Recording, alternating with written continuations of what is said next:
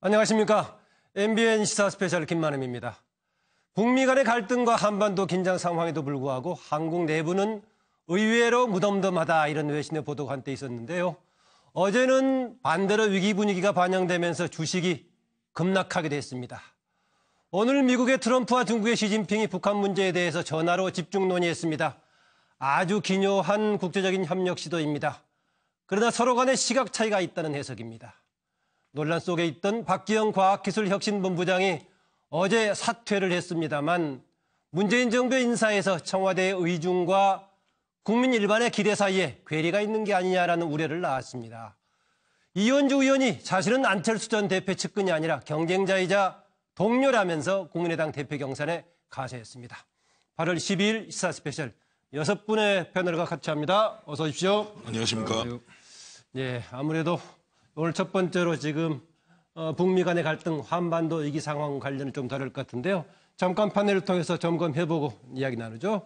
김정은 대 트럼프 초강경 설전의 결말은 얘기입니다. 북한 관련 여러 가지 정리해놨습니다.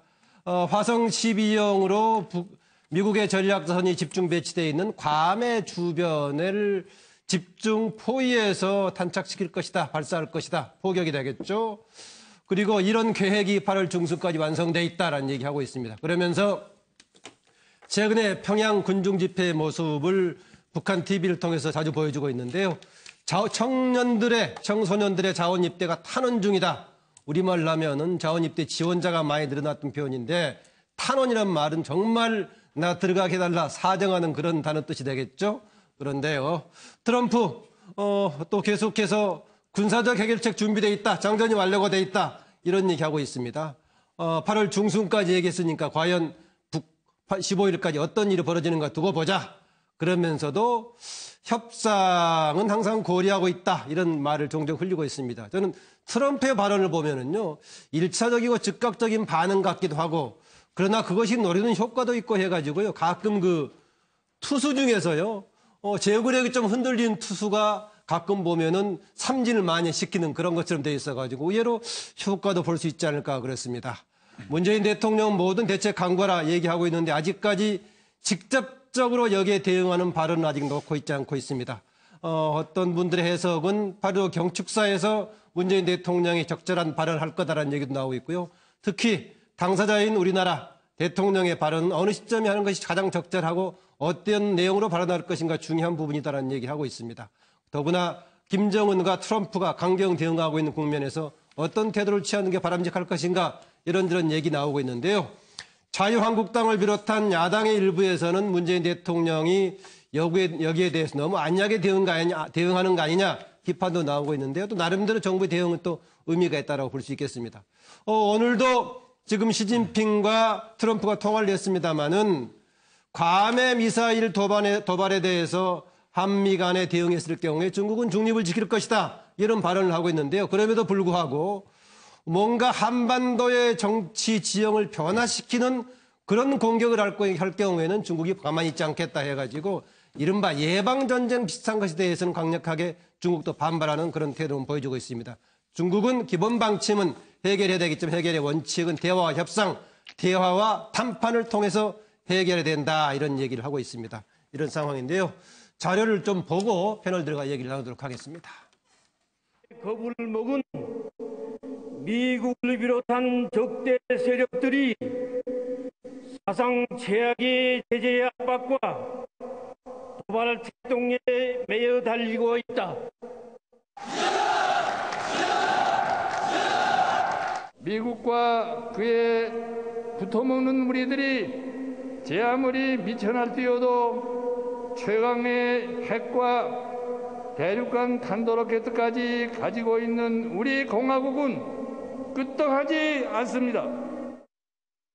Yes, and the time for talking is running out. I want to know what South Korea and Japan think about the miniaturizing of a weapon. I don't want to trust one intel report. We've learned from Iraq you need to be cautious.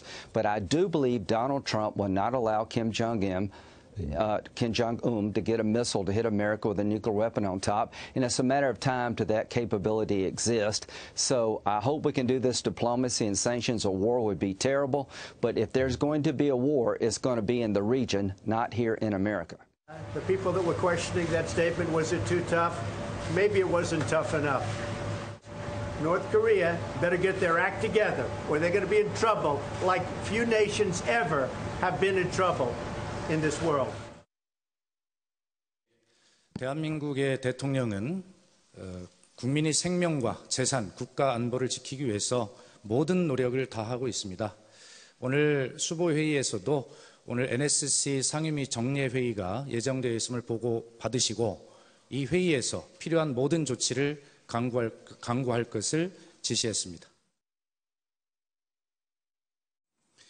정의용 국가안보실장은 8월 11일 오전 8시부터 40분간 허버트 맥마스터 미국 백악관 국가안보보좌관과 통화하고 북한의 도발과 긴장 고조 행위로 인한 최근의 한반도 및 주변의 안보 상황과 이에 대한 대응 방안에 관하여 협의하였습니다. 양측은 한미 양국의 안보와 국민의 안전을 확보하기 위하여 취해 나갈 단계별 조치에 대해 긴밀하고 투명하게 공조해 나간다는 약속을 재확인하였습니다. 네, 지금 한반도 상황 상당히 여러 가지가 복합적으로 결합이 돼 있습니다.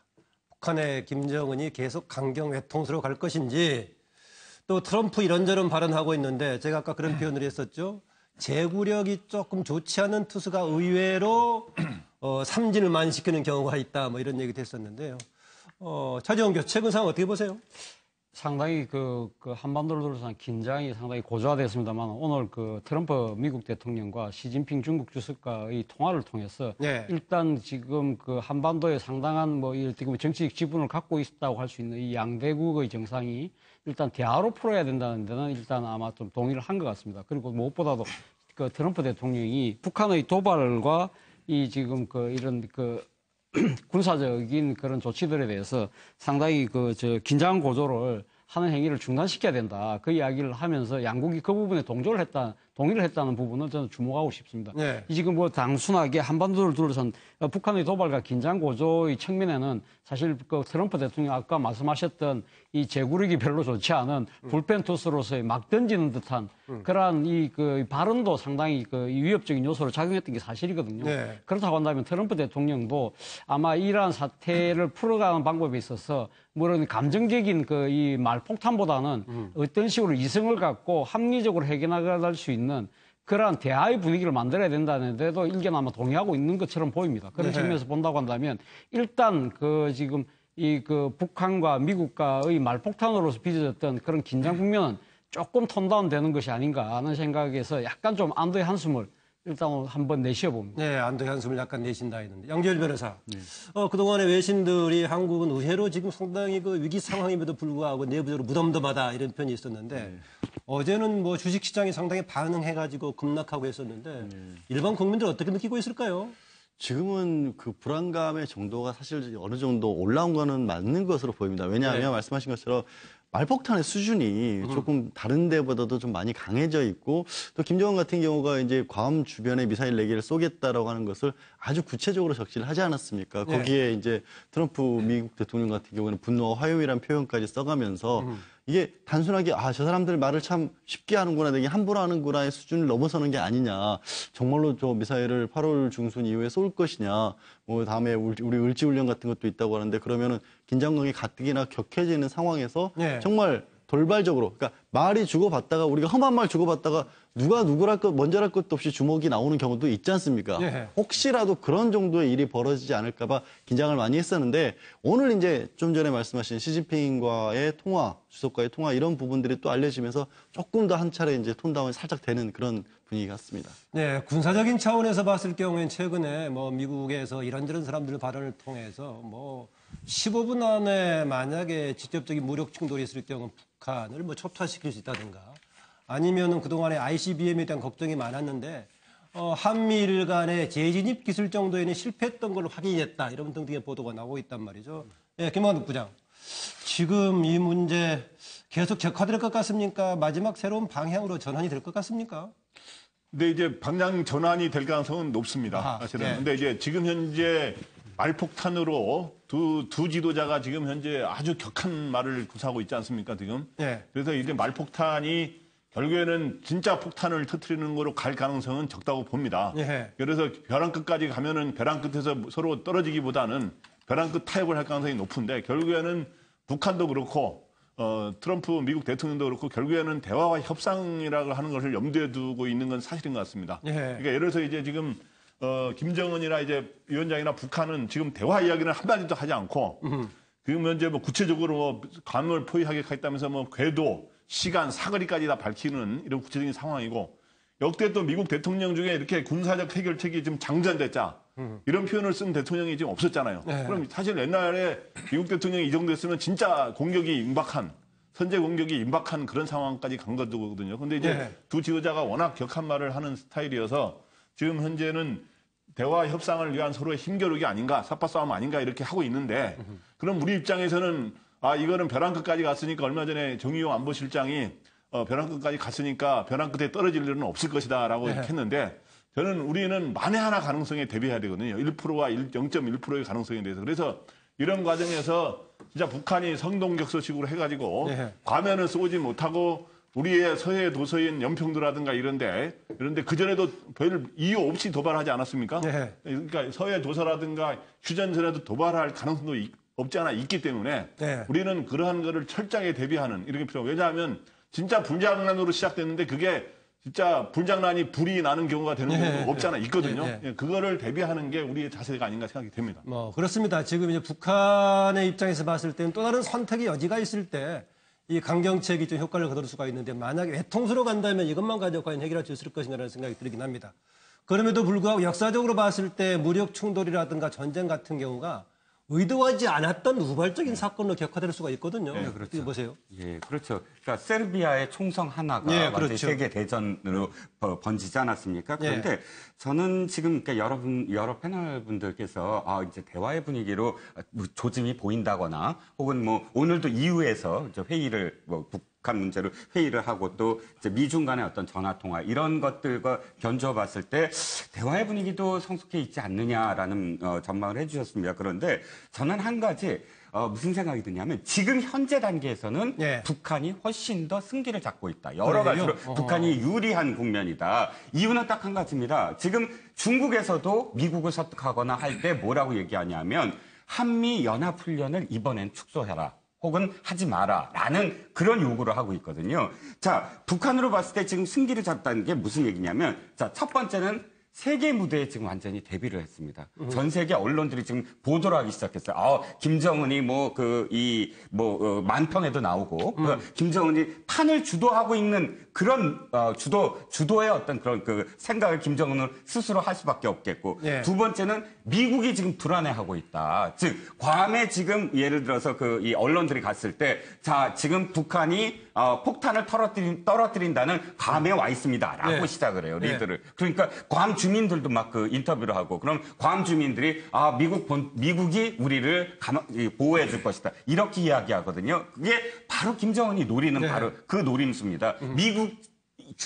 미국 국민들이 불안해하게 만든다 하는 게 지금 가장 첫 번째로 지금 사실은 들었고 마지막으로 아까도 말씀드렸지만 이렇게 해서 협상이 만약 들어갔을 때 북한은 사실 쏘지 않으면 쏘거나 안 쏘거나 그거밖에 없지만 우리 쪽에서 그러니까 예를 들어서 미국 쪽에서 이 협상 카드가 뭐냐면 한미 연합훈련이라든지 뭐 카드를 내놔야 되거든요. 그러면 북한은 손해볼 거 없고 지금 미국 쪽에서는 뭔가 카드를 내놔야 되고 이렇게 됨으로써 북은 지금 이 발사를 안 하더라도 이득을 취할 수 있는 모든 것들을 다 이미 취할 수 있는 그런 국면이다. 그러니까 지금 우리 쪽 사실은 미국이 손해를 보는 그런 상황이다라는 거죠. 혹시 그러니까 21일로 예정돼 있는 한미 연합훈련도 협상의 대상으로 나올 수 있지 않는가 뭐 이런 얘기를 하는 것 같은데요. 지금 결정적인 것은 결국은 김정은이 어떤 태도를 보일 것인가 또 미중국 간의 국제적인 공조가 어떤 방향으로 효과를 거둘 수 있을 것인가 이렇게 쟁점이 될 건데요. 어쨌든 그러나 우리가 과연 주체적으로 대응하는 방식은 무엇인가 고민해야 될 부분인데 야당에서는 지금 문재인 대통령의 최근 대응에 대해서 상당히 강하게 비판을 하고 있습니다. 내용 좀 보죠. 여차하면 한반도에 전쟁이 날 수 있다고 세계 최강국인 미국에 대통령이 말을 했는데도 동맹국 국민들이 태어난 게 이상하다는 건데 제가 보기에도 참 이상합니다. 이 강 건너 불구경도 유분수죠. 이런 태도를 취하고 있는 건데 정말 기가 찰 노릇입니다. 대통령과 청와대가 이처럼 안일하게 생각하고 유체 이탈 화법을 구사하니까 대한민국 전체가 안보 불감증에 빠진 것입니다. 5천만 대한민국 국민의 안위와 우리 결의의 미래가 걸린 문제입니다. 제발 신중하길 바랍니다. 데프콘 3를 즉각 발동해 주십시오. 지금 한반도에는 전쟁이 임박해 있습니다. 북한은 미국에 선전포고를 한 겁니다. 괌에다가 네발 포위 사격을 하겠다는 것은 북한 미사일 정밀도를 감안해 볼 때 괌 영토에 폭격하겠다고 선언한 거랑 마찬가지입니다. 지금 청와대는 북한의 이런 도발, 위협이 북한 내부 결속을 위한 대내적인 조치다 정도로 과소평가하고 있는데 전쟁이란 것은 언제 어떤 계기로 촉발될지 아무도 모릅니다. 그게 역사적 교훈입니다. 의원하고 바른정당 하태경 의원의 지금 비판적인 지적이 나왔는데요. 하태경 의원은 데프콘3라는 최고의 비상 상황을 선포해야 된다는 얘기했었고, 또 민경욱 의원은 지금 뭐 청와대가 강건 불구경하듯이 그렇게 돼 있다. 지금 상황에 대한 위기의식이 빠져 있다 이런 비판인데요. 정기환 의원 어떻게 보세요? 실제 우리 국민들이 안보 불감증에 빠져 있습니까? 대한민국은 늘 이렇게 일촉즉발의 위기 상황에 놓여 있었습니다. 네. 또 지금도 그런 위기가 온 것이고요. 그러면 최고조로 다루던 저 위기 상황이 오늘 미중 간의 정상 통화를 통해서 어느 정도 좀 숙질 것 같습니다. 이유는 군사적인 대치가 긴장을 강화시키고 있지만 동시에 이 문제가 경제의 문제로 좀 전환되는 게 보이지 않습니까? 그러니까 네. 국제사회가 이게 글로벌 경제 위기까지 갈 수 있다. 만에 하나 전쟁이 일어나면. 그래서 과거의 전쟁이 우발적으로 일어났다면 현대의 전쟁은 우발적인 것보다는 상황이 아주 그 과정을 거치면서 에스컬레이션 되고 그 결과로서 전쟁이 일어나는 것인데 네. 마치 과거의 그런 우발적 상황이 지금도 우발적으로 일어날 수 있기 때문에 전 국민이 초긴장 상태에서 전쟁에 대비한 훈련과 연습을 해야 한다. 이렇게 하는 것은 정말로 우리 경제나 여러 가지 상황을 더 악화시킬 수 있다. 그러나 정치는 달라야 한다. 군대도 달라야 한다. 국민들이 편안하게 생활하고 있는 가운데서 정치는 이런 문제에 대해서 어떻게 할 것인가를 오히려 여야 협의체를 구성해 놓고 어떻게 할 것인지를 정말 국민을 좀 안심시키는 방향으로 일단 만들어야 하고 군대는 어떠한 도발적 상황이 오더라도 정말 초전박살이라고 얘기하지 않습니까? 그런 것들을 상시적으로 구축해 있는 우리 시스템 위에 놓여 있느냐. 이렇게 분리해서 국민은 편안하게 일상활동을 계속하도록 하고 정치권과 군은 어떤 상황에 대해서도 한 목소리로 대응한다. 이렇게 가는 것이 맞지. 야당에서 나와가지고 국민들한테 우리 국민은 안보 불감증에 빠져 있는 사람이다. 이렇게 몰고 가는 것은 더 큰 문제라고 저는 봅니다. 네, 차명진 전 의원. 좀 생각이 다른데요. 이제 이 보수건 진보건 간에 현실 인식에 따라서 대응 방안이 다른 거. 현재 전쟁 상황에 대한 위험성에 대한 인식도 다른 것 같아요. 저는 전쟁 상황, 전쟁 위험이 그다지 크지 않다고 보거든요. 크지 않다고 본다. 예. 저도 제1차 세계대전 공부했는데요. 저는 참전했다고 하는 줄 알았어요. 공부했는데,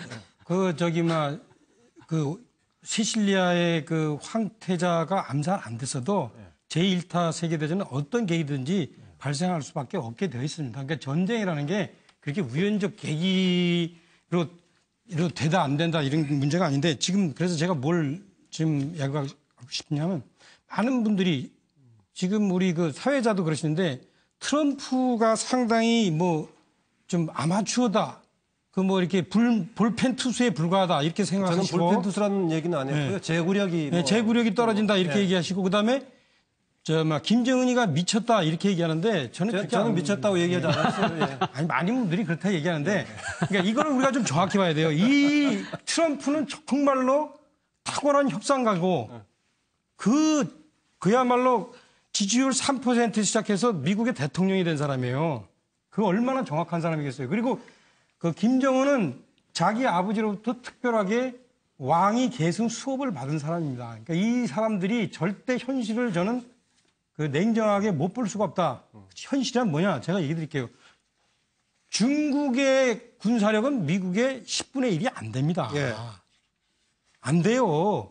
중국의 어떤 쪼다가 미국하고 한번 붙어보겠다 이렇게 생각하겠습니까? 뭐 절대 못합니다. 그다음에 김정은이가 지금 저게 저 중거리 미사일 어떻게 붙여가지고 어떻게 하나 저 장거리 하나 미사일 만들어 놓고선 그거 가지고 큰 소리 치는데 자기가 괌을 그렇게 어떻게 보냈다고 칩시다. 예. 그 후과가 어떤지 그 김정은이가 모르겠어요. 예. 그래서 저는 절대 그 김정은은 미국을 도발하지 못할 것이고 따라서 이 미북 간의 전쟁은 안 일어나는데 다만 이런 가능성은 있어요. 이거 중요한 가능성입니다. 을지훈련이 8월 21일부터 31일까지 있는데 미국이 훈련 끝나고 떠나는 즈음에 김정은이가 과거에 천안함 사건 같은 그런 사건을 그런 몰래 여지가 테러를 있다. 할 수 있어요. 요즘 IS가 그러잖아요. 정규전을 수행할 능력이 없는 자들이 뒤에서 뒤통수 치는 건데 왜 자기네 국내에다가 시컨 해놓은 건 있거든. 그러니까 어떻게든 좀 그 체면이 있으니까 하는데 그래서 이런 것들을 우리가 지금 막는 게 중요하다. 그래서 전쟁 가능성 이런 것들을 우려하기보다는 첫째 제일 중요한 방법은 이거예요. 한국과 미국이 완전한 동맹이다. 이것을 인식시켜 주는 게 중요해요. 알겠습니다. 한국에 대한 어떤 대응도 100배, 1000배 미국과 함께 보복할 수 있다. 우리는 한다. 이것을 김정은한테 알려주면 혹시나 미국이 한국을 코리아 패싱 할 그런 가능성을 봐가지고 국지적으로 테러를 일으킬 가능성이 있는데 그 가능성만 없애면 됩니다. 그래서 지금 이거 제 그림 보십시오. 이미 우리 한국을 인질 삼으려고 그러지만 김정은이가 US 아미는 딱 벌써 김정은이 이 말을 딱 조준하고 있어요. 김정은이가 조금만 움직이면 바로 갑니다. 그걸 중국도 알기 때문에 중국이 이미 너 괌에다가 쏘면은 우리 안 도와줘. 딱 한 거 아닙니까? 중국이 판정을 딱 내려버렸어요. 문재인 대통령 총 들고 있는 모습은 모든 조치를 강구하고 있다. 이거 포함되는 문재인 겁니까? 대통령이 조금만 신경 팍 쓰면은 미국이 쏘기도 전에 제 김정은이는 가는 겁니다. 알겠습니다. 알겠습니다. 우리 군사력이 좋은 의견인데 약간만 정정하겠습니다. 아까 2차 대전 공부하셨다고 했는데 세르비아 사건은 1차 대전 때 사건 같아 보입니다. 1차 대전. 1차 대전 얘기합니다. 제 발음을 잘못 들으신 겁니다. 한마디 살짝 얘기하세요. 아까 우리 이 실장님께서 좋은 의견을 주셨는데 현재 이 미국과 북한의 대치 상황에서 북한이 유리한 입지를 차지하는 것 같다. 이렇게 이야기하셨는데 저는 그거에 대해서 논쟁할 생각은 없습니다만은 저는 생각을 조금 달리 합니다. 왜냐하면 현재 북한이 절대 유리한 상황이 아니고 아까 했지만은 우리 차 의원님 말씀하신 것처럼 오히려 미국의 아까 했지만 그 레이더망에 오히려 걸려 있는 거에 가까운 게 아닌가 저는 그런 생각이 들고요. 그래서 지금 현재 왜 북한이 그러니까 여러 가지 미사일 발사라든가 이런 거로 위협을 해가지고 우리가 이제 을지 프리덤 가디언 훈련이 21일부터 시작이 되는데 이 한미 연합 훈련을 축소할 가능성이 여기 아까 혹시 있다는 식으로 좀 말씀하셨는데 협상의 대상이 될 수도 있다. 협상의 대상이 돼가지고 저는 당장도 시작하는 데다가 그거로 축소할 가능성은 전혀 없다고 보고요. 또 만에 하나 그런 거를 축소한다면 북한이 도발을 해가지고 우리가 뭘 축소하는 게 있다면 북한은 그거에서 유리한 입장을 됐다 그래서 앞으로 더 도발을 하는 그런 위험성이 있기 때문에 그런 식으로 갈 가능성은 전혀 없다고 봅니다. 그래서 그 중국이 지금 쌍중단이라 그래서 한미 연합훈련 중단하고 북핵 미사일 중단을 같이 주장하고 있는데 이거를 이제 한미 입장에서는 쌍중단을 반대하고 있거든요. 그래서 그렇기 때문에 오히려 미국이 북한의 위협을 거론하면서 미국이 중국한테 여러 가지 경제적인 여러 가지 제재 가능성까지 거론하면서 중국을 오히려 설득하고 중국을 압박하는 단계가 아닌가 그렇게 봅니다. 저는. 역시 저도 중요한 변수가 중국의 변수가 될 걸로 보긴 합니다. 아까 동안 우리가 중국 관계에서 놓쳤던 게 하나 있는데요. 사드 관련해 가지고 지금 그 전자파 그 조사했던 결과가 나왔죠. 그래서 보니까 속보로 나왔는데요. 처음 예정했던 날짜는 날짜도 맞지 않고 성교 주민 등이 반대해갖고 못했는데요. 지금 조사를 했는데 사드 전자파 기준치 이하다. 소음도 그렇게 영향이 없다라고 국방부는 발표를 했습니다. 그런데 뭐 이런 발표 관련해가지고 지역과 사드 배치 자체에 대해서 반대하는 쪽은 어떤 반응을 보일지 지켜봐야겠는데 어쨌든 지금 우리가 한반도 문제 또 김정은과 트럼프 미국 간의 갈등 문제 어떻게 할 것인가라는 것인데요. 대체로 지금 얘기는 김정은이 외통수로 가기만은 쉽지 않은 상황이다. 좀 그런 결론도 나오고 있는 것 같은데요. 그럼에도 불구하고 역시 무력 충돌이라든가 전쟁은 경우에 따라서 우발적인 상황을 또 대비해야 되니까는요. 긴장을 놓치지 않아야 할 것 같습니다. 그런데요. 이 와중에 그 다른 대장님 좀 소식도 좀 이야기해 보겠습니다. 박찬주 육군 대장이죠. 제2작전사령관에서 면직이 돼 갖고 있는데 그다음에 정책연수를 위해서 지금 파견지기로 좀 대기 상태로 돼 있는데 이게 지금 부당하다라고 해가지고 지금 소청을 제기했습니다.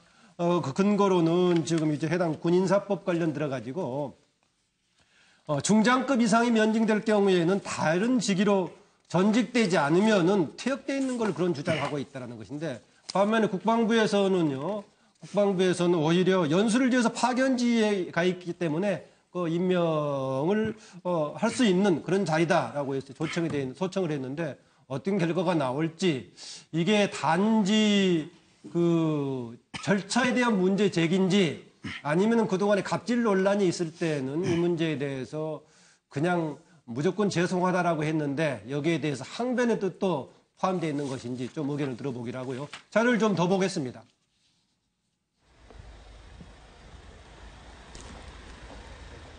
성실히 조사에 임했습니다. 저로서는 그나마 이렇게 소명할 기회가 있다는 것이 너무나 감사했습니다. 감사합니다. 그 공감 비품 절도 의혹에 대한 그 의혹이 지금 새로 되게 됐는데 그거에 대해서는 어떻게 해명하셨는지 말씀하세요. 성실히 조사에 임했습니다. 감사합니다. 예. 차명진 의원, 이거 어떻게 보세요? 절차에 대한 문제 제기라고 보십니까? 아니면 기존의 갑질 논란에 참았던 부분까지 문제 제기하는 걸로 보세요? 글쎄요, 좀 뭐 깊이 생각 안 해봤는데 뭐 여러 가지 해석이 있을 수 있어요. 그러니까 전역하면 민간 검찰한테 조사하면 민간 검찰은 보다 증거를 중요시하기 때문에 좀 유리하지 않을까. 그래서 전역을 신청한 건 아닐까 이런 생각도 있을 거고. 이거 뭐 아까 양재원 변호사가 한번 해석해 주시면 좋겠고. 양지원 변호사. 양지원 변호사가. 저는 그냥 생각에 더 이상 군대에 있기가 좀 징하지 않겠어요? 저도 사실은 뭐 이 국회의원 2번 떨어지고 여기다 쳐다보기도 싫더라고요. 그러니까 이분도 지금 국회의원 다시 하고 싶지 않다고요? 아니 일단은 현재까지 없을 동안은. 그런데 저분도 그러지 않겠어요? 지금 별 4개 자체가 오히려 본인한테 상당히 부담이 되지 않겠는가. 지금 이런 사건이 났으니까. 그러니까 얼른 군복 벗고 싶지 않을까. 저는 뭐 그런 심리에서 그런 거 아닌가라고 저는 이렇게 생각했습니다. 아까 제 질문 답변 좀 해주세요. 국회의원 다시 하고 싶지 않은 건가? 2번 한 다음에. 한 번만 더 하고 싶습니다. 한 번만 더 하고 싶다. 알겠습니다. 양재열 변호사. 이거 어떻게 봐야 됩니까? 아까 그 법률적인 논란도 좀 있어 보이긴 한데. 법적인 부분은 뭘 논란을 삼은 거냐면 원래 이제 군 인사법의 중장 이상이라고 하면 그러니까 군 인사법입니다. 이게 법령이 있고 그다음에 이제 그런 경우라고 할지라도 연수 같은 경우에는 자리를 유지할 수 있다는 것은 그 군 인사법 밑에 있는 규칙에 있습니다. 그리고 이게 생각해 보시면 연수를 가기 위해서는 한두 달 정도, 예를 들어서 미국에 있는 어떤 학교에 들어가는데 한두 달 정도 자리가 빌 수도 있잖아요. 그때까지는 당연히 뭐 전역을 안 하고 그냥 대기를 하고 있는 과정에서 유학 준비를 할 필요가 있는데 중장급 이상이 그때 가서 연수 가서 또 뭘 배워가지고 다시 돌아온다는 게 이상하지 않습니까? 그래서 이게 기본적으로 그런 장성들에게 적용되는 조항이 아닌 거를 다소 무리하게 적용한 부분은 있습니다. 그런데 그럼에도 불구하고 굳이 저는 뭐 이렇게 약간 이게 화제를 일으킬 걸 뻔히 알면서도 인사소청을 제기하고 또 인사소청이 안 받아들이면 행정소송으로도 적극적으로 다투시겠다는 거예요. 나는 빨리 옷을 벗고 싶다. 아마 이제 이게 문제가 되는 게 박찬주 대장이 혹시라도 이런 생각을 하실 수 있을 것 같아요. 문재인 대통령이 이제 군 개혁 관련해서도 굉장히 강한 의지를 피력하고 계시지 않습니까? 지금 이제 해군 출신 그리고 공군 출신들이 최초로 이제 육군이 아닌 군을 사실상 수뇌부를 장악하는 그런 일이 있기 때문에 혹시라도 이게 자신을 그 어떤 선두로 해서 군의 어떤 그동안에 쌓였던 문제들을 청산하는 데 있어서 자기가 어떤 빌미를 제공하는 연결고리가 될 수도 있지 않을까.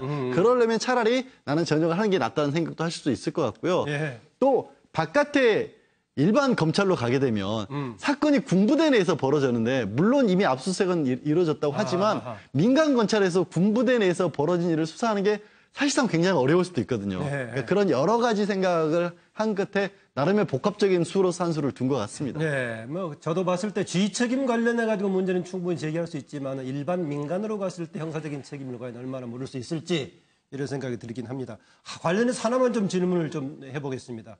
이 관련해 가지고요, 홍준표 자유한국당 대표가 이게 무슨 좌파 단체들이 중심이 돼 가지고 군 개혁을 명분으로 너무 고발이 난무한다. 가끔은 국정원 개혁하고도 관련해서 얘기를 하고 있는데 이 부분 어떻게 보세요? 어느 분 한번 얘기를 들어볼까요? 저는 뭐 홍준표 자유한국당 대표가 이 부분에 대해서 이야기하시는 부분은 뭐 충분히 어느 미로 짐작은 됩니다만은 그건 뭐 저는 이렇게 언급하시는 것 자체가 그렇게 적절해 보이지는 않습니다. 지금 상당히 안보 상황이 위중한 상황에서 무엇보다도 안보를 상당히 큰 가치로 여기는 보수 정당의 대표께서 국내의 잘못된 부분을 바로잡으려고 하는 노력의 일환을 갖다가 이것을 이 뭐 정치 게임이나 이념적 투쟁의 일환으로 몰아간다고 한다면 이 지금 그 안보 상황에서 무엇보다도 단합과 단결이 중요시되는 군 내부에서의 그런 질서가 흐트러질 가능성도 있다는 것이죠. 그런 분 측면에서 본다고 한다면 저는 그 자유한국당의 홍준표 대표가 조금 그런 뭐 이 의구심을 가지실지는 몰라도 이러한 발언을 공개적으로 하시는 부분에 대해서는 조금 자제하실 필요가 있다는 생각입니다. 사실 뭐 좌파 단체가 중심이 돼서 지금 고발을 했다고 하는데 이거 지금 뭐 군인권센터를 아마 지칭하는 것 같습니다. 군인권센터가 뭐 홍준표 대표가 보시기에는 뭐 좌파라고 규정하시는지 모르겠지만 대표적인 군인권 다뤘던 예, 그렇죠. 어쨌든 근데 그 어떤 단체가 제기를 했을 때 대한민국의 모든 언론들이 그걸 갖다가 반응을 하고 이렇게 보도를 한다는 것 자체는 그거 자체가 뭐 그 정부의 그런 그 역량에 의해서 하는 것이 아니라 다 자체적인 판단에 의해서 움직이는 것이 아니겠습니까? 그리고 여론이라는 것 자체가 사실 이 지금 이 군 그 지도부의 그런 그 공감병에 대한 그 갑질에 대해서 다들 공분하고 있는 건 사실 아닙니까? 그런 부분에 대해서도 먼저 초점을 맞추는 것이 공당의 태도가 아닌가 하는 생각이 듭니다. 네, 차명진 전 의원님 뭐 얘기하고 싶다고요? 짧게 좀 해주실래요? 그러니까 제가 보니까 군인권센터가 군대 내 성소수자 보호 운동을 이제 열심히 하는 거 같아요. 여러 가지를 포함됐죠, 여러 가지가. 하여튼 뭐 다른 건 모르겠고 저는 그게 상당히 걸려서 저 동의하지 않는데 그럼에도 불구하고 있죠. 이 북한에서 일본 식민지를 나쁜 시절이다라고 얘기하고 위안부는 정말 잘못됐다라고 얘기하는 거를 북한이 얘기하니까 그럼 우린 거꾸로 얘기해야지. 이렇게 하면 안 되잖아요. 그렇죠? 그래서 이 군인권센터가 비록 마음에 안 들더라도 그 하여튼 내용이 사실은 이제 우리가 뭐라고 얘기하기 좀 그렇잖아요. 군내 내 갑질 문제에 대해서 우리가 없다고 얘기하기도 뭐하고 특히 박찬주 대장의 부인은 또 개인적으로 그게 심했던 것 같은데 그 부분에 대해서 좀 정확한 반대 팩트의 증거가 있으면 그거를 좀 내놓으시고 없으면은 그냥 이렇게 저처럼 이렇게 곤란하면 어물쩍 넘어갔잖아요. 어물쩍 넘어가기보다는 저는 차 의원이 굉장히 좋은 지적했다 그런 얘기 하려고 했었는데요. 뭐 성소수자 관련 군대 관련 문제에 대해서는 입장들이 굉장히 다양한데요. 차 의원이 적어도 그 문제에 대해서는 비판적인 견해를 갖고 있다. 군인권센터에 그걸 옹호하면 그럼에도 불구하고 그런 단체가 했다고 하더라도 올바른 지적이면은 수용하는 게 필요하다. 이런 지적은 뭐 정당인 거 우리가 수용할 만합니다. 다음 주로 넘어갈까 합니다. 박기영 전 과학기술혁신본부장이죠.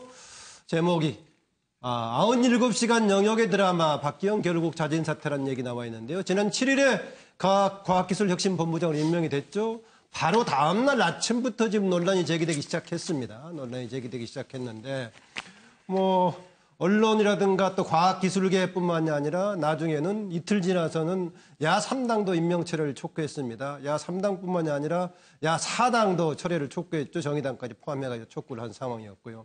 그런데 12일 날에 기자회견 방식을 그저께 했는데 혹시 여기서 본인의 해명을 하면서 사퇴할 가능성도 있을까 했는데 사과는 했지만은 일할 기회를 달라 즉 사퇴를 거부를 했습니다. 그런데 여기에 대해서도 청와대 쪽에서는 상당히 옹호를 했습니다. 옹호하면서 두 가지 내용이 있었습니다. 과도 있었지만 공도 있다는 걸 봐달라는 얘기했고요. 실패의 경험도 성찰한다면은 중요한 교훈이 될 수 있다. 이런 얘기하면 좀 옹호하는 식으로 갔습니다. 그러나 여론은 계속 악화되는 분위기로 갔고 결국은 어제 6시 조금 지나서 저녁 시간대 사퇴를 했는데 제가 봤을 때도 사퇴할 수밖에 없는 그런 상황이었습니다. 뭐 이미 정리가 되긴 했었지만은 청와대 인사 관련해서 좀 여러 가지 논란을 낳긴 했습니다. 자료를 좀 더 보고요. 얘기를 나누죠.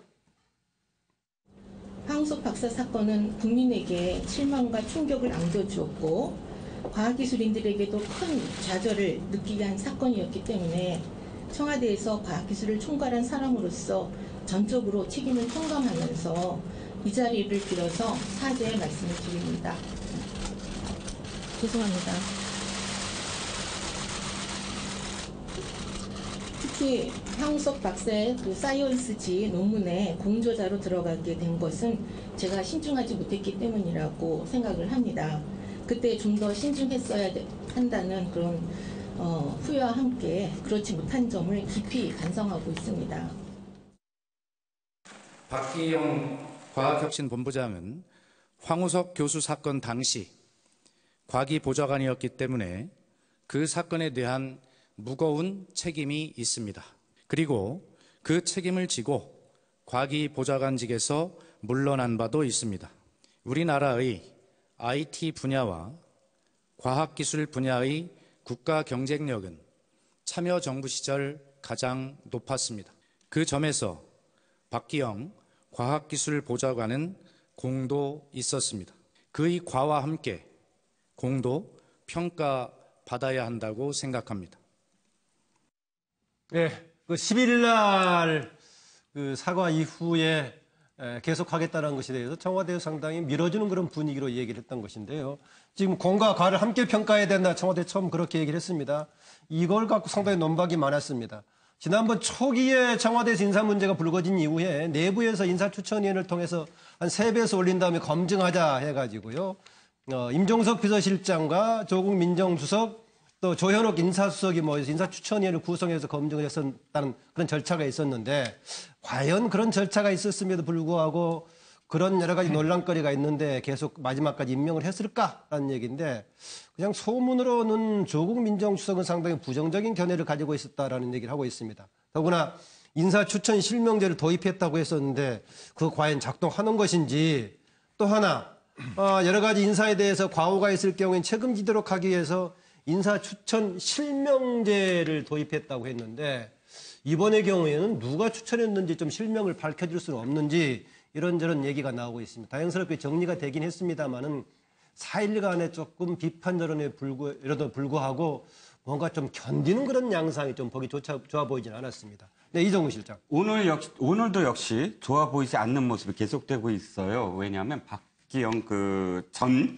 혁신본부장이죠. 전 본부장이 오늘 SNS에 올려서 아주 공격적으로 항변을 했습니다. 그랬습니까? 예, 마녀 사냥이었다. 그리고 지금 황우석 사태와 관련해서 자기와 현 정부, 문재인 정부를 공격하는 건 마녀 사냥이다. 해놓고 아예 적실한 게 서울대 교수들을 향해서 좀 공격적인 그런 발언들을 이어갔습니다. 왜냐하면 어떤 의미에서는 서울대 교수, 특히나 이제 이공계 287명의 서명이 절대적으로 이번 상황에서 문재인 정부가 사퇴의 어떤 그런 이 반전의 모멘텀이 되지 않았나라고 언론에서도 많이 생각을 하는데 본인도 그렇게 생각했나 봐요. 그래서 서울대 교수들한테 뭐 직격탄을 지금 날리는 그런 양상인데 딱 어떤 생각이 드냐면 김학철 충북도 의원이 네. 나중에 뭐 해명을 하면서 뭐 죄송하다 사죄한다 하면서도 사실은 처음부터 끝까지 사죄의 어떤 변이 아니지 않았습니까? 네. 어저께도 분명히 내가 뭐 책임을 지고 사퇴한다고 해놓고서 오늘 SNS에 올린 글을 보면 하나도 사실은 이 사퇴의 어떤 그런 의식이 없이 더군다나 황우석 사퇴에 대해서도 이런 엄중함이 전혀 없어요. 그것이 그 사건은 나랑 전혀 상관이 없다라는 걸로 네. 오늘도 뭐 이렇게 점철돼 있습니다. 네. 딱 김학철 충북도 의원의 사퇴의 변가 왜 이렇게 오버랩되는지 모르겠습니다. 네, 하여튼 뭐 개인에 대한 그런 지적도 가능하지만은 임명했던 청와대 쪽에서는 이런 논란에도 불구하고 뭐 안착할 수 있다고 생각했을까요? 어떻습니까, 정기환 의원?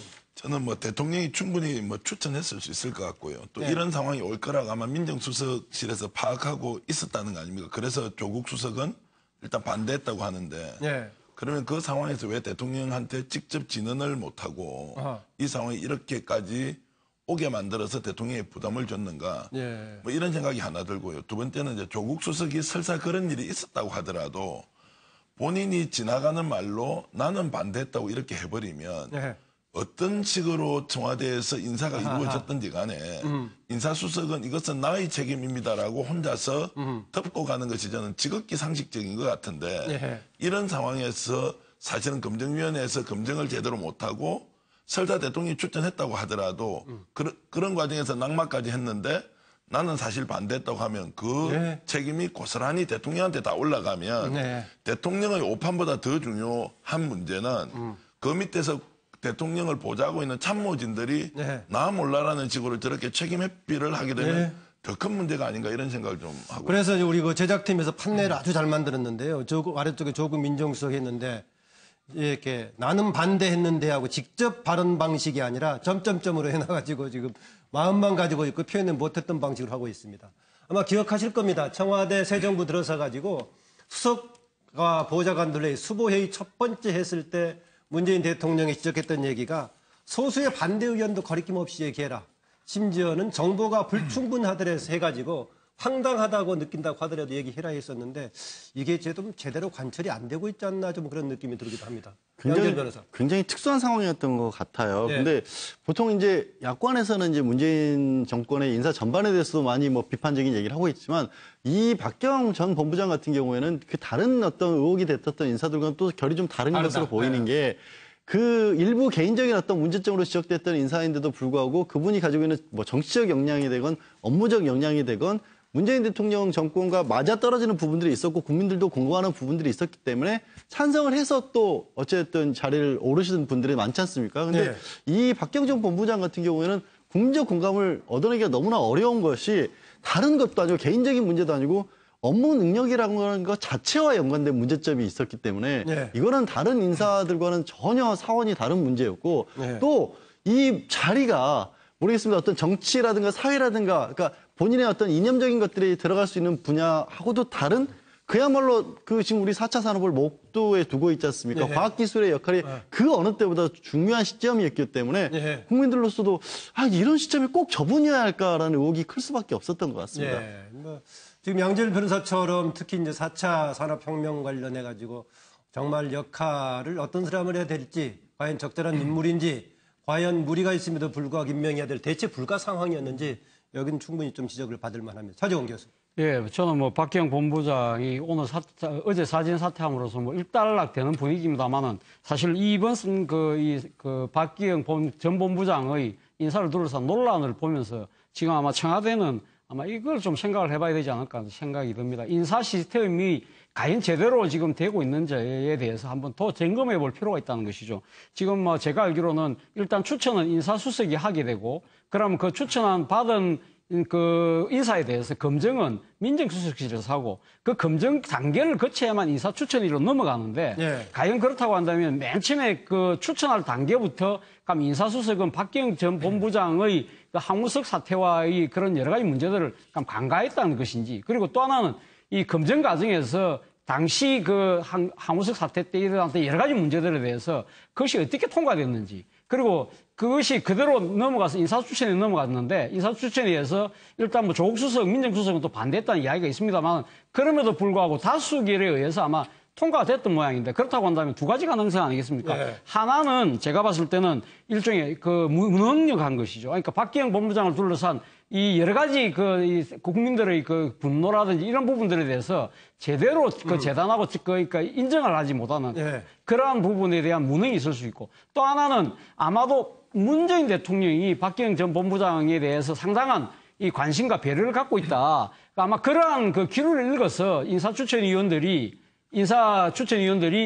대통령의 뜻을 따랐다고 한다면 그것은 일종의 인사추천위원들 입장에서는 비겁한 것이죠. 네. 그렇다고 한다면 이것이 무능한 것인지 비겁한 것인지는 제가 모르겠습니다만 일단 어떤 쪽이든 문제가 있다고 한다면 일단 박기영 본부장의 사태는 끝났지만 네. 이걸 참고 삼아서 청와대 인사 시스템을 한 번쯤 되돌아보는 계기는 삼아야 되겠다는 생각이 듭니다. 네, 그 인사 시스템과 더불어서 같이 좀 소통 자체도 한번 점검해 볼 필요가 있다는 생각이 들기도 합니다. 네, 김광덕 부장. 사회자님 말씀에 전적으로 공감이고요. 그래서 이번에 이 사태 문제를 계기로 두 가지 점을 생각하게 되는데 아까 말씀하신 것처럼 대통령께서 회의 때 앞으로 이견이 있으면 분명히 말해라라고 그걸 굉장히 강조해서 과거 정권과는 다른 모습을 보였는데 쉽게 말해서 예스맨으로 그치지 말고 노우맨이 나와도 좋다는 말이거든요. 그런데 과연 이 과정에서 노우맨이 나왔느냐? 조국 수석이 반대한 것 같다고 알려지고 있는 것이 확인된 바는 아니거든요.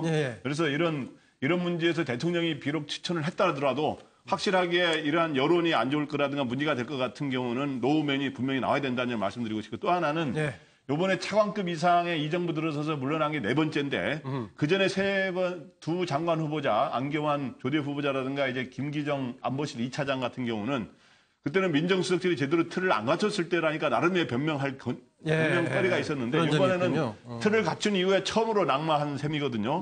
그렇기 때문에 이번에 대해서는 인사 시스템상 변명할 거리가 별로 없습니다. 그렇기 때문에 이런 일이 다시 재발되지 않도록 아까 말한 인사 추천 및 검증 시스템을 분명히 점검하고 재발하지 않도록 하고 재발이 된다면 진짜 책임지는 그런 자세를 보여야 된다 이렇게 생각합니다. 저 한마디만 딱 10초.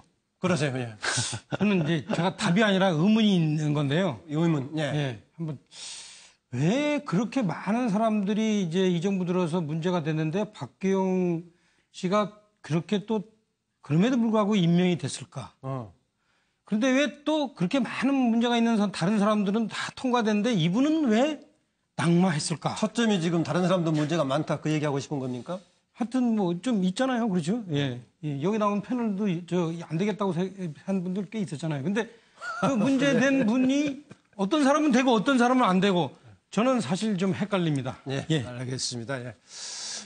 지금 그 2009년 4월에 노무현 전 대통령 수사 과정에서 근거 없이 나왔던 논두렁식의 보도 관련이 다시 또 재론이 되고 있습니다. 물론 2015년에도 한번 거론이 됐습니다만 관련 얘기입니다. 이인규 당시 중수부장했던 이인규 지금 변호사죠. 그런데 현 정부 출범 후에 지난 6월인가요? 소속돼 있던 법인을 그만두고 미국 출국해 있다. 대체 무슨 일인가 이런 얘기인데 마침 지금 최근에 국정원 개혁 TF에서 여러 가지 그동안의 적폐로 지적된 부분에 대해서 다시 내부에 재지금 검토하고 조사하는 과정에 있는데 이게 지금 그 당시에 지난 2015년에 그런 문제가 불거졌죠. 당시 바로 이인규 변호사 스스로가 그런 얘기했습니다. 이것은 검찰에서 논두렁식에는 보도했던 것이 아니고 국정원에서 했던 것이다라는 얘기를 했습니다. 당시 국정원에서 이병기 새 국정원장이 들어가면서 당시 그 문제에 대해 조사하는 과정 속에서 불거졌습니다. 그러면 당시 2009년 4월에 국정원장은 누구였느냐라고 보자면 그게 원세훈 국정원장이었죠. 마침 최근에 댓글 관련 또 여러 가지 30개 팀 운영 관련해서 문제가 되고 있는 상황인데 여러 가지 정말 원세훈 국정원장식의 복합적으로 총체적인 좀 문제가 되고 있는 것 같습니다. 그런데 수사를 하게 되면 이인규 당시에 중앙수사본부장의 문제가 같이 제1의 증인이 될 수밖에 없는데 잠적한 걸로 나오고 있단 말이죠. 지금 거처는 제대로 확인되고 있으니까 정말로 잠적한 건지 다른 일로 출국했는지 좀 두고 봐야겠습니다만 그렇습니다. 많은 지적들이 나오고 있습니다. 어쨌든 간에 제대로 된 진상 규명을 하기 위해서는 당사자로 진실 앞에서 해야 된다 이런 얘기 아니면 갑자기 문제가 커지니까 정말 뭘 탔나 그래서 도망갔나 이런 지적들이 나오고 있는데요. 이 관련 상황 조금 얘기 나누기로 하고요. 자료를 좀 더 봅시다.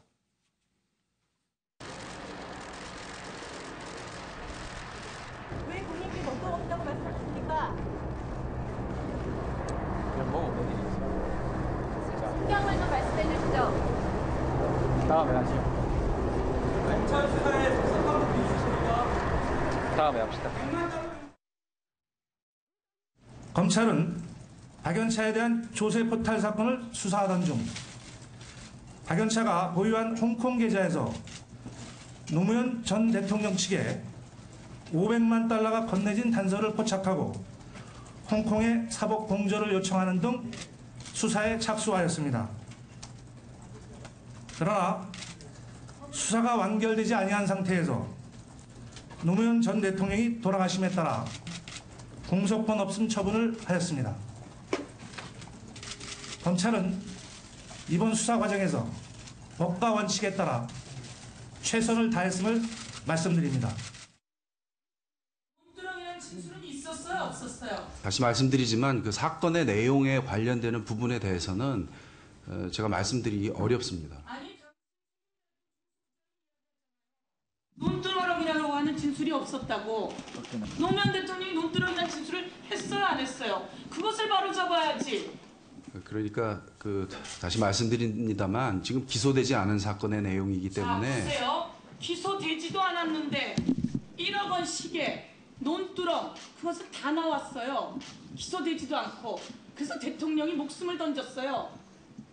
그리고 그 국정원은 의기양양하게 그다음 댓글도 했고 이제 감옥에 가 있어요. 그런데 다시 안 짚어보렵니까? 예, 지금 이인규 당시 중앙수사 본부장 지금 얘기가 나오고 있었는데요. 2015년에 이 문제가 한번 쟁점화 돼가지고 국회에서 이런 질의가 나오고 했죠. 그러나 당시에 이인규 변호사는 검찰에서 했던 것이 아니고 전적으로 국정원이 거의 조작 수준도 이것은 퍼뜨렸던 거다 이런 얘기하고 있습니다. 당시 수사하고 관련해가지고 또 하나 거론되는 사람이 있죠. 기억하시겠지만 우병우 전 민정수석도 이제 같이 거론이 되고 있는 상황인데 지금 다시 떠오르고 있는 국정원 적폐, 청산 또 개혁 관련해서 나오고 있는 지금 상황 포괄적으로 어떻게 봐야 될지 양재열 변호사. 일단 지금 말씀하신 것처럼 국정원의 조사 사실상 1순위라고 봐야 되겠죠. 왜냐하면 국정원이 정치 개입을 어떤 식으로 했느냐에 관한 부분을 지금 국정원 내부에서 들여다보고 있고요. 네. 그의 가장 대표적인 게 정말 당시에 정말 국민들로서는 너무 황당할 수밖에 없는 이른바 시계를 논두렁에 버렸다. 그것도 굉장히 고액이다. 이런 식의 얘기가 언론에 대대적으로 보도가 됐었고. 저게 지금 언제 사진이죠?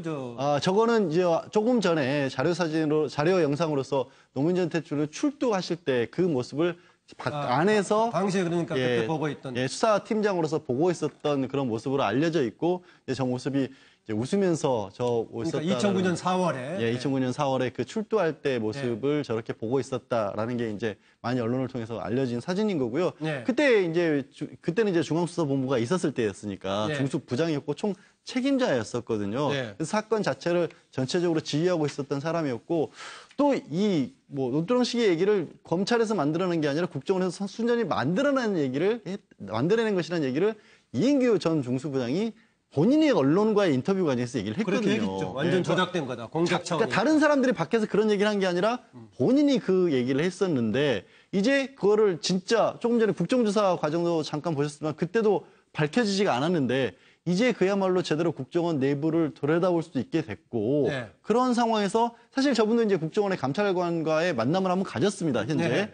그런데 그 얘기를 제대로 진술을 해줘야 될 과정에서 그때도 뚜렷하게 어떤 이유에서 자기가 그렇게 얘기했는지를 말하지 않고 나왔는데 갑작스럽게 이제 본인이 다니고 있던 법무법인을 그만두고 연수를 가겠다라고 알려진 겁니다. 아직 어떻게 좀 가셨는지 아니면 정말로 그런 계획이 있었던 건지는 모르고 이제 취재 과정에서 법무법인을 그만둔 것까지 정도만 확인이 된 것으로 알려져 있습니다. 네, 본인이 이전 2015년에 그런 정도로 국정원 했다라고 얘기했다면은 그걸 다시 한번 확인시켜줘서 문제를 깔끔하게 풀면 좋을 것 같기도 한데요.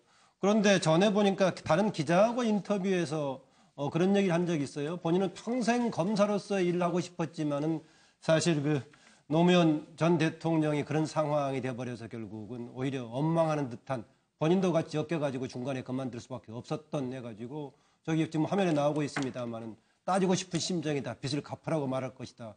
라고 오히려 좀 아쉬워했던 그런 표현을 하고 있는데요. 이정훈 실장. 자, 이인규 변호사가 갑자기 지금 법무법인을 그만두고 현재 외국으로 출국할 것이다. 뭐 이런 설이 지금 분분하니까 이제 연결을 시켜서 당시 중수부장 이 시절에 벌어졌던 일들 또 이번에 적폐 청산 그 TF가 여러 가지 해야 할 일 중에 마지막 하나가 딱 그 논두렁 시계였거든요. 처음 게 아니고 마지막 거였어요? 이것과 연결해서 맨 처음 건 국정원 댓글이었고요. 그러니까 순서대로해서. 근데 지금 사실 5월 달부터 보면 이인규 중수부장과 관련한 기사들이 있었어요. 그러니까 5월 20일 날 기사를 보면 이인규 변호사가 당시에 이 친구, 고등학교 동창인 모 홈쇼핑 대표의 사회이사, 그쪽 홈쇼핑의 사회이사를 했는데 굉장히 가까워서 여러 가지 어떤 사건에 그럼 연루가 돼서 검찰이 내사에 들어갔다라는 기사가 시작으로서 그 다음에 6월 달에는 중소기업 중앙회장이 지금 굉장히 이 비위 사건이 있는데 거기에도 조금 연루가 돼 있다. 뭐 이런 여러 가지 연루돼 있는 사건들이 이렇게 이 중첩이 되면서 마치 왜 넥슨과 우병우와의 관계 뭐 또는 또 뭐 홍만표 의원이 왜 홍만표 전 검사장이 가졌던 어떤 의혹들 이런 것과 연관된 어떤 의혹들에 굉장히 큰 연루된 게 아니냐 이렇게 내사가 들어갔다 이것과 관련해서도 상당 부분 검찰이 지금 옥죄오고 있었다라는 기사들이 있거든요. 그러니까 순수하게 이 적폐청산 TF의 어떤 그런 압력만이 아니라 이런 쪽 검찰에 지금 내사당하고 있는 것도 사실은 이 이인규 변호사가 지금 잠적하는 어떤 동기가 되지 않았느냐 하는 게 일련의 분석입니다. 예, 뭐 최종적으로 확인이 돼봐야겠지만은 이명박 정부 시기에 댓글 포함해서 상당히 여러 부분에서 국정원이 매우 적극적으로 정치에 개입했던 그런 징후들이 꽤 많이 나오고 있습니다. 차지용 교수. 예, 뭐 지금 국정원 안에서 지금 국정원의 적폐청산 TF가 만들어져 있지 않습니까? 그렇기 때문에 아마 거기에서 본격적인 조사가 시작이 되고 하면 아마 이 문제들이 아마 수면 위로 다 떠오를 것 같은데요. 그거 이제 주요한 또 어떻게 보면 참고인일 수 있는 이인규 변호사가 이 미묘한 시점에 좀 상당히 미국으로 출국을 할 그런 움직임이 포착됐다는 부분에 대해서 이제 상당히 아마 국정원의 적폐청산 움직임하고 맞물려서 지금 의혹이 커지고 있는 부분이거든요. 그래서 민병도 의원도 그 이야기를 했던데요. 이런 식의 모습이 검사의 모습이냐는 식으로 질타를 했던데 아마 이 국정원에서 이 국정원 적폐청산과 관련된 이 조사가 본격적으로 진행되면 저는 아마 이인규 변호사가 아마 공개적인 자리에 나와서 아마 국민들에게 깔끔하게 해명하는 모습을 보이는 것이 바람직하지 않을까 하는 생각이 듭니다. 네. 서명진 전 의원, 그림에 고 김형근 씨 그려놨나요? 누구 그려놨나요? 아니, 이인규 변호사 그랬군요. 이인규 변호사 그 그린 건데요. 그것도 모르세요? 아, 참. 제가 그거 참 무한하잖아요, 그런 거. 굉장히 비슷하게 잘 그렸어요. 제가 볼 때는 저 길게 얘기 안 해도 될 것 같아요. 우리 이종근 논설실장이 다 얘기했는데, 아마 시계 하나 문제였다면 이분이 그렇게 피하지 않았을 것 같아요. 이분이 경향신문에 나온 얘기 보면은, 그거 내가 릴리즈한 게 아니라 국정원에서 릴리즈했다. 그게 사실이면은 조사할 때 그렇게 그대로 얘기하면 되고, 그게 아니면, 기자가 잘못 받았었나 보다. 이렇게 하면 되는 거예요. 그래서 이것 때문에 저는 이분이 신문을 숨기지는 않았을 것 같고 뭔가 있는 것 같은데 이종근 실장이 이러이러한 저러한 의혹을 많이 얘기를 했네요. 그래서 저 그런 이유 때문에 아마 몸을 숨기지 않았을까라고 그냥 궁금증을 갖는 겁니다. 꼭 그것이 또 사실이란 건 아니고 저도 증거가 없으니까. 근데 보니까 뭔가 조금 얘기하고 싶은데 말을 애매하게 좀 한 그런 느낌이 있네요. 제가 그 정도로 마무리하겠습니다. 거의 사실에 다른 한 분 좀 얘기 좀 듣겠습니다. 어느 분 얘기하시죠? 제가 이제 보기에는 뭔가 좀 깨름직한 게 있으니까 지금 미국으로 가시려고 하고 또는 잠적했다 이런 얘기가 나오지 않겠습니까? 그러면 그 당시 수사 과정에서 뭔가 문제가 있었다는 것을 자인하는 것이고 만약 본인의 얘기대로 아까 노무현 대통령이 서거하고 난 뒤에 수사를 공소권 없음으로 종료할 때 검찰은 최선을 다해서 법과 원칙에 따라서 일을 처리했다는 것 아닙니까? 그럼 이분이 숨을 이유가 없죠. 그런데 제가 보기에는 혹시라도 이분이 문재인 정부 하에서 정치적 탄압을 받을 수도 있다. 자칫 잘못하다가는 뭔가 불이익을 받을 수도 있기 때문에 예방하는 차원에서 자기가 먼저 몸을 옮기겠다고 해버리면 결국 보복 코스프레를 하는 거지 않습니까? 그러면 문재인 정부는 과거 정권의 적폐와 관련된 부분을 처리하는 과정에서 법과 원칙에 따라서 뭔가 잘못된 것을 바로잡는데 그 잘못된 사람들은 오히려 피해자로 정치적 탄압을 받는 걸로 연출을 하면서 오히려 고도의 전략 전술을 구사하고 있는 것 아니냐. 그런 생각이 들어서 제가 지금 말씀드린 이런 것들이 억울하다면 지금 중수부장께서는 정말 국민들 앞에 나와서 그 당시에 어떤 오해가 있었는지 본인의 솔직한 고백을 통해서 과거를 좀 정리하고는 넘어가자. 그 정도는 이인규 전 중수부장이 해줘야 하는 것이 상식이 아니냐. 그렇지 않으면 많은 오해를 불러일으킬 것이다. 이런 말씀드리겠습니다. 예, 뭐 얘기할 게 좀 많은데요. 오늘 또 주제가 많이 있어서 다음 주에 넘어갈까 합니다. 김광수 의원 아시죠? 김광수 의원, 국민의당 소의 김광수 의원. 지난 5일 날 새벽에 전주 완산의 한 원룸에서 여러 가지 논란을 불러일으켰던 사건이 있었는데 마침 그 다음 날 치료를 하고 나서 미국으로 나가버렸는데요. 내일 13일 날 오전에 귀국 예정이라고 합니다. 관련 내용을 뭐 대강 알고 있으니까 간략히 살펴보자면요. 5일 날 새벽에 하나 원룸, 전주의 한 원룸에서 부부간의 가정폭력이 의심되는 옆집 사람의 신고가 있어가지고 경찰이 가서 보니까는 폭력 혐의로 가서 양쪽에 서로 다치고 무슨 뭐 째지고 피가 있고 흉기도 있고 해가지고 잡아갔었는데 김광수 의원인지 모르고 하고 있다가 다시 전화로서 여러 가지 확인하려고 하다 보니까 그 전화에 김광수 의원입니다 하는 떠가지고 나중에 그 경찰이 김광수 의원인지 알게 됐다는데요.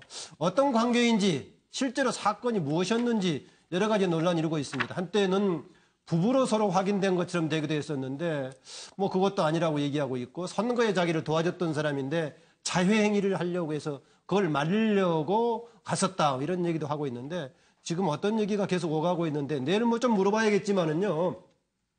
당사자 간에 이게 서로가 그냥 별일 없다는 듯이 마무리하면 되는 것인지 다른 또 국민을 대표하는 국회의원이기 때문에 더 진실을 파헤쳐서 윤리적인 차원에서 따져봐야 될 문제인지 하여튼 모르겠는데요. 자료를 조금 더 보고 패널들의 의견을 듣기로 하겠습니다.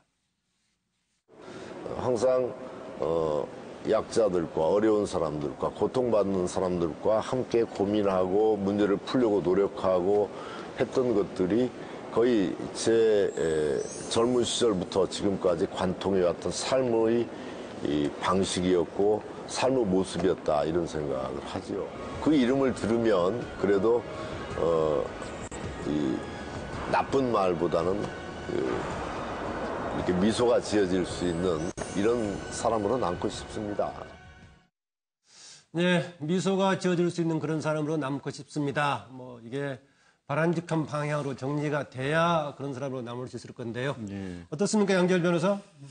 일단 경찰이 수사를 앞으로 진행해야 될 부분들이 좀 있습니다. 어쨌든 그렇습니까? 예, 왜냐하면 이게 외부의 신고에 의해서 가정폭력으로 신고에 의해서 접수가 됐던 사건이었고요. 예. 당시에 현행범 체포를 했습니다. 수갑을 채워서. 왜 그럴 수밖에 없었냐면 경찰이 방문했었을 때 상황이 뭐 주방 쪽에 핏자국도 굉장히 많이 있었고요. 나중에 밝혀진 것처럼 여성의 경우에는 눈주위에 멍도 들어있었고 김광수 의원은 손가락이 10반을 꿰맬 정도로 상처를 입은 상황이었습니다. 그렇기 때문에 이게 단순하게 그냥 어느 사소한 다툼이어서 그냥 경찰서 지구대 같은 데 가서 우리 없었던 일로 하겠습니다 한다고 해서 덮어질 수 있을 정도의 수준을 좀 넘어서서 이미 경찰에서는 김광수 의원이 귀국할 경우에 피의자 신분으로 조사를 하겠다고 입장을 밝힌 상황이거든요. 그렇게 될 경우에는 이제 과연 지금 이거는 이제 두 사람 사이에 김광수 의원 같은 경우에는 당시에 지역구 의원인데 본인이 좀 우울증이 있었고 밤중에 자해를 할 것 같다라는 그런 의심 때문에 가서 도와줬다라고 지금 설명을 하고 계신데 그런 것인지 다른 것인지는 경찰에서 1차적으로 어쨌든 조사를 하게 됩니다. 왜냐하면 양쪽 다 지금 쌍방 다 폭행이나 상해가 될 수도 있고 한 사람이 가해자와 한 사람이 피해자가 될 수도 있고 그거를 밝히기 위해서는 일종의 그 두 사람과의 관계도 어느 정도는 조사를 해야 되거든요. 그 위에는 정치인으로서 윤리적 문제가 남겠죠. 네, 이종우 실장 뭐 비교적 팩트에 관해서 많이 지금 뭐 조사가 돼 있죠? 기사 준비가 좀 돼 있었죠? 네, 사실은 이것이 이제 폭력 사건이다라고 한다면 사실 큰 사건은 아니에요. 보면 뭐 이렇게 지금 말씀을 하셨지만 크다라는 것이 상해 정도에 대한 말씀을 드리고 사실 뭐 싶습니다. 조금 다쳐도 많이 꿰매기는 하죠. 그렇죠. 그런데 이게 문제는 그 단계가 아니고 관계에 대한 문제. 관계에 대한 문제로 간다면 사실 의원 김 의원 같은 경우는 돌아와서 아니 나는 중요한 건 이 어떤 그 사건에 있어서 아무런 어떤 서로 간의 어떤 상해를 하지 않았다라고만 하고 끝나면 모르겠지만 그러나 그렇게 되겠습니까? 관계를 물어보고 또다시 왜 그 시간에 갔나 그리고 또 이 여인이 이 피해자로 당시에 상정된 여인이 왜 지구대에서는 계속 우리는 부부다라고 이야기했나 이런 것들을 물을 수밖에 없으니까 사실 내일 돌아와서 그 부분에 대해서 부각이 된다면 많은 준비를 하고 돌아오셔야 될 것 같은 생각이 듭니다. 이거하고 좀 비슷하나 아니면 다른 사건인지 모르겠는데 과거에도 정모 의원도 비슷한 논란이 있는 끝에 이른바 묵주 사건이라고 불렸던 것인데 그냥 봉합이 되고 뭐 지나가 버렸는데요. 뭐 최근 사안 김광수형 관련해서 김관덕 부장 얘기 듣고 넘어갈까 합니다. 이번 사건 관련해가지고 사람들이 항상 물어봐요. 가장 궁금해하는 게 뭐냐 하면 이번에 김광수 의원과 그 여성이 무슨 관계냐 도대체. 그걸 알 수 없다. 그거 도대체 언론이니까 알 거 아니냐. 이걸 물어보는 사람들이 참 많더라고요. 네. 보니까. 근데 이제 이거를 제대로 밝히지 않고 지금 미국으로 아내와 자기 자녀가 있는 미국으로 출국하지 않았습니까? 지금 뭐 기러기 아빠 비슷하게 돼 있나요? 예, 원래 이제 기러기 아빠 비슷하게 해서 이제 부인하고 이제 자녀들은 외국에 있고 예. 그래서 여기서 혼자 살고 있는데 혼자서 이제 생활을 하는 그런 거로 돼 있습니다. 근데 이제 요거에 대해서 왜 관계에 대해서 지금 여러 논란이 있냐면은 본인이 이제 그런 관계는 소위 오해받는 내연 관계라든가 이런 게 아니다라고 해명까지는 하고 떠났습니다만은 예. 현재 그 김광수 의원 말이 다른 게 김광수 의원은 선거 때 도운 지인인데 예. 이렇게 여러 가지 좀 이 정신적으로 좀 어려움이 있고 그래서 자해를 할까봐 가서 말리러 간 거다 이렇게 이야기했고 근데 이제 경찰에 체포될 때 그 여성은 뭐라 그랬냐면 제 남편이라는 표현을 썼거든요. 네, 그랬죠. 남편이라는 표현 쓴 거로 알려지고 있는데 한 사람은 그냥 단순히 지인이라고 그러고 선거 때 도운 지인, 한 사람은 남편이라고 그러는데 과연 그런 관계가 뭐냐 이거에 대해서 지금 궁금해하는 게 있기 때문에 저는 다음에 다시 출마하려는 생각을 갖고 있는 거 아닙니까? 현재도 있고 그렇기 때문에 국내에 다시 돌아오는 즉시 빨리 돌아와야 되고 돌아와서 이걸 관계가 뭔지를 사실대로 소상하게 밝히는 게 유권자에 관한 도리가 아닌가. 그리고 그 결과에 따라서 당과 국회에서는 윤리위에 회부할지를 검토해서 그거에 맞는 이런 처분을 하는 게 맞다고 생각합니다. 예, 당사자들 간에 여러 가지 무슨 뭐 합의라든가 뭐 별 뜻이 없는 걸로 정리한다고 하더라도 지금 형사적인 처리 과정이 불가피하다라고 양 변호사 보고 있네요. 예. 뭐 그리고 또 국회의원이기 때문에 윤리적인 차원에서의 뭔가 조사도 필요하다는 얘기를 김광덕 부장 해주었습니다. 다른 주제 넘어갑니다. 이현주 의원이 어제 국민의당 당 대표 경선에 출마하기로 등록까지 했죠. 그래서 그 이전까지는 안철수 전 후보, 정동영 의원, 천정배 의원 3파전으로 예상이 됐습니다만은 이현주 의원이 가시하면서 국민의당 새로운 국면을 보이고 있습니다. 좀 판례를 좀 보고 얘기 나누죠. 안철수 전 후보, 전 대표, 당대표 도전하는데 거꾸의 암초다 얘기인데 가시밭길 예고 이런 의문까지 던져 있습니다. 초기의 쟁점은 안철수 전 후보가 당대표에 나서면서 굉장히 논란이 됐죠. 다른 많은 사람들이 당내에서 비판을 하게 됐습니다. 황주영 의원도 나옵니다만 서로 의사소통이 안 된다. 정말 왜 같은 말 하면서 소통이 안 되는지 모르겠다. 외계인 아니냐 이런 얘기를 다른 호남 중진 의원은 얘기하더라는 거고 천정부 의원 경쟁자가 됐죠. 강하게 지금 비판을 하고 있습니다. 정동영 의원 경쟁자가 마찬가지 비판하고 있고요. 그동안에 이현주 의원이 상당히 적극적으로 안철수 전 후보, 안철수 지금 대표 후보가 됐죠. 안철수 후보를 적극적으로 지원을 했는데 어제 갑자기 이현주 의원이 등록을 했습니다. 물론 이현주 의원이 안철수 전 대표가 나서기 전에는 본인이 직접 나서려고 준비를 꽤 하고 있었습니다. 그런데 안철수 전 대표가 나서기 때문에 본인은 포기를 했는데 갑자기 나섰습니다. 하여튼 뭐 안철수 후보, 안철수 전 대표의 주변에서 이동섭 의원을 옹호하는 사람도 있는데 좀 상황이 좀 복잡하게 되어 있습니다. 이것을 어떻게 이해를 좀 해야 될지 앞으로 어떻게 전개될지 패널들의 의견을 듣기로 하고요. 자료를 좀 더 보겠습니다. 작고 강한 정당을 만들겠다고 하면서도 말씀드렸듯이 저는 무조건 반대만을 위한 반대하지 않을 겁니다. 저희들이 가진 생각과 강량이 오르면 전폭적으로 지원하지만 만약에 그것이 아니라고 할 때는 반대만을 위한 반대에 그치는 것이 아니라 더 좋은 해결 방법을 제시하고 그것을 정부에서 채택할 수 있도록 최선의 노력을 다하는 그런 당을 만들 생각입니다. 신뢰 위기를 불러온 가장 큰 책임 있는 분은 뭐니 해도 우리 당의 최고 지도자였고 대통령 후보였던 안철수 전 후보 아닙니까? 그분이 그 신뢰 위기를 불러일으킨 일종의 말하자면 방화범인데 그분이 이제 와서 자신이 불을 끄겠다고 나오니 누가 있던 신뢰, 지금 거의 남아있지 않는 신뢰마저도 제로가 될, 0으로 될 그런 위기에 있습니다. 그래서 개인 사당화의 그늘을 벗어나지 못했습니다. 결과는 신뢰의 붕괴입니다. 국민들이 걸었던 기대가 붕괴했습니다. 그래서 5%짜리 정당이 되고 말았습니다. 어정쩡한 중간은 방향이 없다는 점에서 기회주의적입니다. 상황에 따라서 선택하겠다는 것은 그것을 기회주의라고 말합니다. 그간 많은 선배 동료 의원 여러분과 당원 여러분의 출마 종용이 있었지만 어떠한 때보다도 우리 당의 엄중한 시기이기에 많은 날 동안 불면의 고민을 했습니다. 어제도 한 2시간 고민하면서 2시간을 잔 것 같은데요. 저 이현주 지금 국민당에 필요한 인물, 우리 과연 이완용입니까? 이순신입니까? 국민의당의 존립은 내년 지방선거에 달려 있습니다. 이완용의 생각을 가지고 있는 사람이 당대표가 된다면 민주당에 흡수되거나 합당할 생각만 가지고 적당한 눈치만 볼 것입니다. 이순신이 당대표가 된다면 12척의 배를 가지고 백절부굴의 정신으로 강력한 카리스마를 가지고 거대 여당과 투쟁할 것입니다. 예. 어떤 경우에는 나섰을 때 도움이 되는 경우가 있는가 하면 나서가지고 도움이 안 되는 경우도 있고 합니다. 어떤 경우에 그걸 두고 한 말인지는 제가 모르겠는데요. 일단은 초반에는 안철수 전 대표가 등장하면서 하여튼 논란이 됐는데 어제 이현주 의원까지 가세해가지고 조금 복잡하긴 합니다. 대신 좀 흥미는 더 끄는 것 같습니다. 네.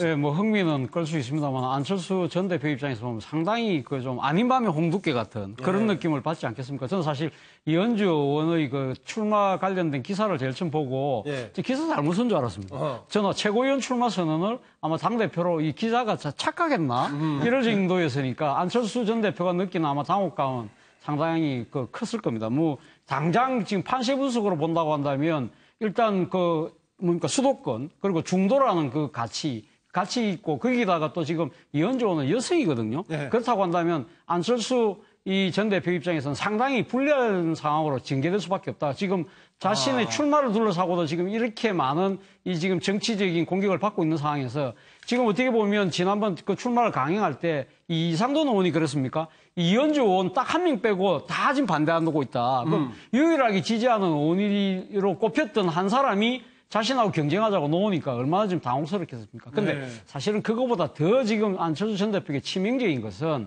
이 소위 말하는 측근으로 분류되는 이현주 의원이 그럼 왜 과연 그러면 경쟁 똑같이 당대표 경선에 나섰냐는 부분입니다. 지금 뭐 일각에서 들리는 이야기로는 이현주 의원이 그동안 잇따른 막말로 일하는 구설수 때문에 이미지가 너무 안 좋아지니까 아마 안철수 전 대표 입장에서는 이현주 의원이 최고위원으로 나갔을 때 러닝메이트를 하는 부분에 있어서 자신의 이미지가 깎일 수 있다. 그런 측면에서 아마 조금 상당히 소극적인 분위기 이 때문에 아마 이현주 의원이 상당히 반발해서 아마 그래서 당대표 출마한 것이 아니냐는 분석도 있거든요. 그것이 뭐 맞든 틀리든 어쨌든 간에 안철수 전 대표 입장에서는 자신이 데리고 있었던 측근들이 다 하나같이 떠나는 이러한 장면이 또 지금 이 중요한 순간에 나타나고 있다는 측면에서 안철수 전 대표의 정치적 신이라는 부분이 관점에서 상당히 타격이 불가피한 것이 아니냐. 그런 측면에서 안철수 전 대표가 이 전당대회 국면을 어떻게 지금 돌파할지 참 저 개인적으로도 상당히 궁금증이 커질 수밖에 없는 상황입니다. 예, 안철수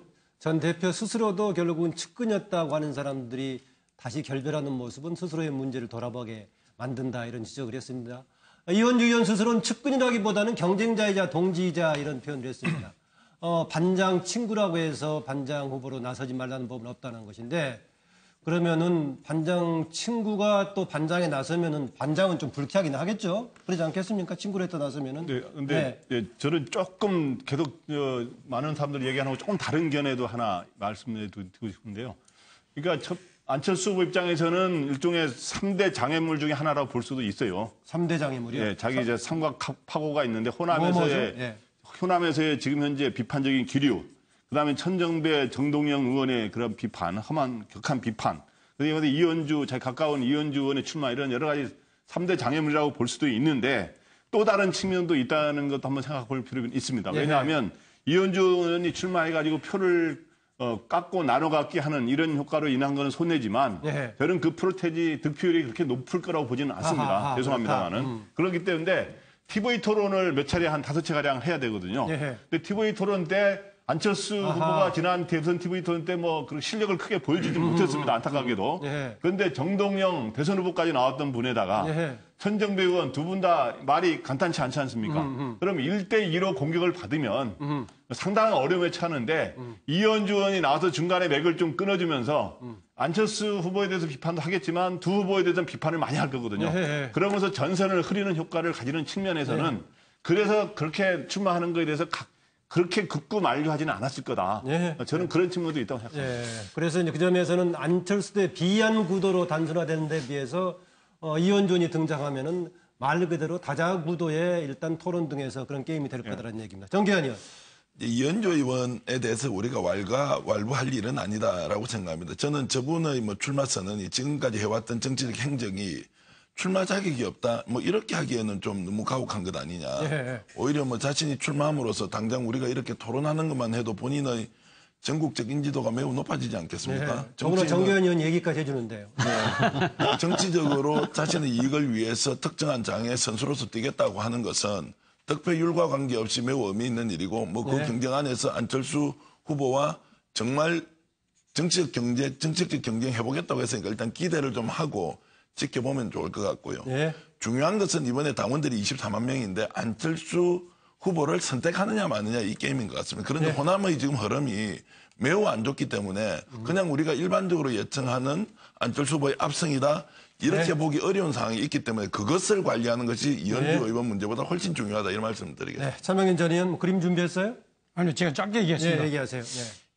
지금 언론에서 안철수 후보가 상당히 이제 어려울 것 같이 얘기하는데 제 예측은 간단하게 얘기할게요. 홍준표 후보가 출마할 때 지금 언론이나 주변에서 반응하던 거하고 비슷한 상황이에요. 그런데 홍준표 후보는 왜 압도적으로 했나? 그 투표하는 분들이 사실 의원이 뽑은 대의원이 아니라 그냥 일반 당원이고 그분들은 선거 때의 그 영향이 계속 남아서 홍준표 후보가 압도적으로 됐거든요. 제가 볼 때는 아마 그런 양상이 될 것 같아요. 그렇게 될 것 같다. 차명진 전 의원 질문 하나 할게요. 이번에 자유한국당에서 홍준표 대표가 특보단을 구성했더라고요. 네. 당협위원장이면 그거 소외되는 거 아니에요? 제가 그래도 명색이 재선 출신인데 초선도 최고위원 하는데 재선이 그거 특보 못 들어갔다고 그걸 제가 억울해하고 슬퍼할 거겠습니까? 그런데 그게 대통령도 아니고 원래 당 조직이 있는 건데 특보단을 따로 전국적인 특보단을 시도별로 구성해서 하는 게 이게 자유한국당이 사당처럼 느껴지는데요?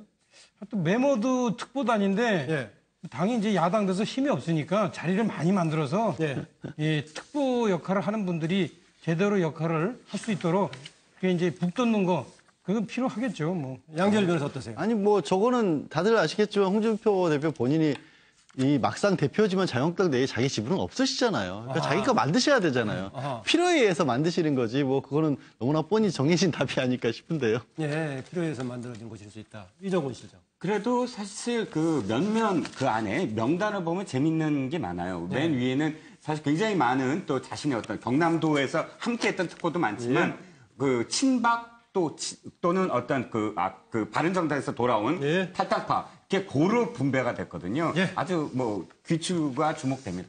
오늘 40회살 여기서 마칩니다. 이어서 MBN 뉴스 8이 이어집니다. 고맙습니다. 내일 뵙겠습니다.